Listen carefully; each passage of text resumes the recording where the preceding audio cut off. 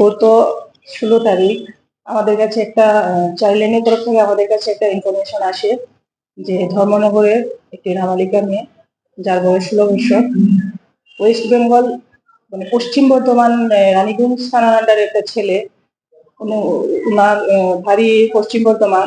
এই ছেলেটার এখান থেকে আমাদের ধর্মনগর থেকে মেয়েটাকে অপহরণ করে ওইখানে নিয়ে গেছে। তো আমরা কমপ্লেনটা রিসিভ করার পর সঙ্গে সঙ্গে আমরা একটা মামলা নথিভুক্ত করি। মহিলা থানা মামলা নম্বর 1/2026 under section 127 within bracket 2 of BNS. তো ইনভেস্টিগেশন চালু হওয়ার পর আমরা বিভিন্ন রকমের অ্যানালাইসিস শুরু করি এবং আমরা সোর্স মারফত এবং বিভিন্ন ধরনের টেকনিক্যাল এভিডেন্স আমরা কালেকশন করি এবং আমরা পাই যে মেয়েটা ছেলেটার সঙ্গে ওয়েস্ট বেঙ্গল আছে। তখন আমরা ওয়েস্ট বেঙ্গল বর্ধমান রানীগঞ্জ থানার পুলিশের সাহায্য আবেদন করি। ওনারা যথাসম্ভব আমাদেরকে সাহায্য করেন এবং ওইখানে ছেলে মেয়ে ডিটেইন করা হয়।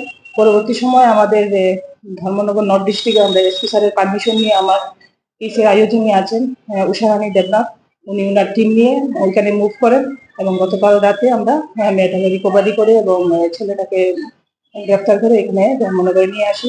আর ছেলেটাকে আমাদের এখানে কোর্টে ট্রানজিট রিমান্ড নিয়ে ওখান থেকে আসে, আজ আমরা কোর্টে প্রেরণ করবো। ম্যাডাম, যে ছেলেটাকে আপনারা আটক করেছেন সেটার নাম কি? প্রতীক শর্মা, বয়স 24, বাবার নাম দয়ানন্দ শর্মা, বাড়ি রানীগঞ্জ টাওয়ার কলোনি, ডিস্ট্রিক্ট পশ্চিম বর্ধমান, থানা রানীগঞ্জ। কি হয়েছিল ঘটনাটা এবং তোমার এখানে পুলিশ কিসের জন্য নিয়ে এসে? এমনি মানে ত্রিপুরা থেকে ধর্মনগর থেকে মেয়ে আমাকে ভালোবাসিল, তো আমাকে বলেছিল তুমি আমাকে নিয়ে চলে যাও, আমার বাড়ি থেকে খুব মারে।